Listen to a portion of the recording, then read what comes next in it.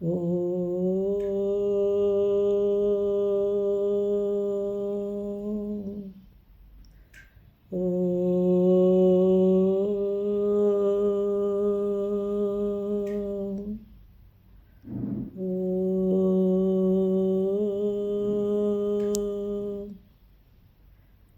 सभी को सादर नमस्ते।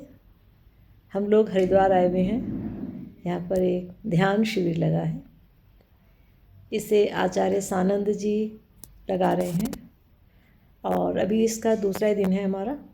लेकिन कुछ बातें मुझे बहुत अच्छी लगी जो मैं आप लोग तक पहुँचाना चाहती हूँ और मैं चाहती हूँ आप लोग भी उन बातों पर विचार कीजिए। हमने आज सुबह जब ध्यान किया तो आचार्य जी ने हमें पूछा हमसे कि हम ओम का जप कर रहे हैं।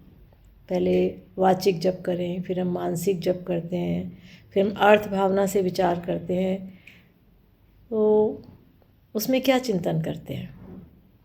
तो हमने अपना वही उत्तर दिया कि आचार्य जी हम सोचते हैं कि भगवान हमारी रक्षा करते हैं रोगों से, दुखों से, कष्टों से। वो सर्वरक्षक हैं, रक्षा कर रहे हैं।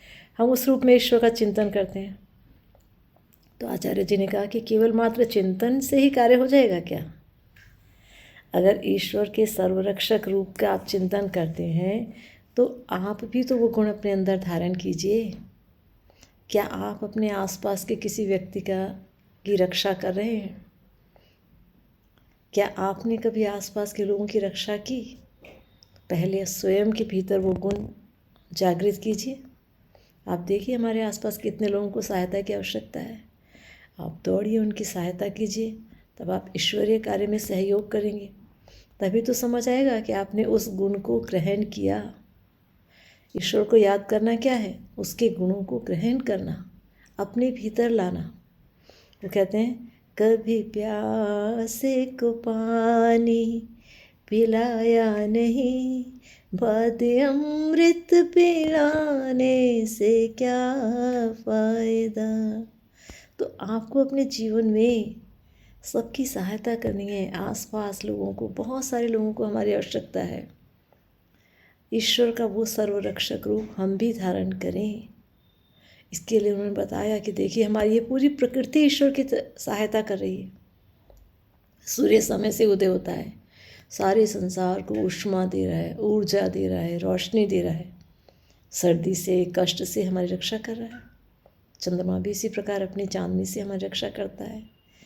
हवा चलती है जो हमें जीवन दे रही है, प्राण दे रही है, हमारे प्राणों की रक्षा कर रहे हैं, जीवन की रक्षा हो रही है। अनेक फल, फूल, वनस्पतियाँ, अनाज, ये सब क्या है? भोजन की आवश्यकता पूरी करके हमारी रक्षा कर रही हैं। अनेक दवाइयाँ हैं ऐसी जो रोगों से हमारी रक्षा करती हैं। तो प्रकृति के समस्त अवयव ईश्वर के कार्य को कर रहे हैं। सब ईश्वर के कार्य को कर रहे हैं, हमारी रक्षा करने में संलग्न हैं। लेकिन क्या हम भी संसार में उनके उपकारों को मानते हुए किसी की रक्षा कर रहे हैं? और आचार्य जी ने एक बहुत सुंदर उदाहरण दिया। उन्होंने कहा, एक बार मैंने एक पेड़ के पास खड़ा था। मैंने कहा, सारे प्रकृति के उपादान ईश्वर का गुणगान करते हैं, उसके गुण का ध्यान कर रहे हैं, जप कर रहे हैं। क्या आप भी ईश्वर का गुणगान करते हो, जप करते हो? ईश्वर का जप करना मतलब उसके गुणों को धारण करना। तो एक पत्ते ने कहा कि हाँ जी, मैं भी करता हूँ। आप कैसे करते हो? आपके पास तो वाणी ही नहीं है। तो पत्ते ने कहा, जो बहुत तेज़ धूप निकलती है और कोई मेरी छाया में आके बैठता है ना, मैं सारी धूप अपने अंदर समा लेता हूँ और उसे छाया देकर उसके जीवन की रक्षा करता हूँ। जब बहुत तेज़ बारिश आती है तब भी मैं अपने भरकस प्रयास द्वारा मेरे नीचे आने वाले लोगों को शरण प्रदान करता हूँ। मैं तो जन्म से पहले से ही ऑक्सीजन देने लग गया हूँ, लोगों के प्राणों की रक्षा कर रहा हूँ ऑक्सीजन देकर। मेरे कारण ही फल फूल निकलते हैं जो मनुष्य के बहुत काम आते हैं, उसकी रक्षा होती है। हैरान रह जाएंगे आप ऐसी बातें सुनकर कि प्रत्येक अवयव प्रकृति का रक्षा के कार्य में ईश्वर का सहयोग दे रहा है। मानो वो ही सच्चे अर्थों में ईश्वर का ध्यान कर रहे हैं।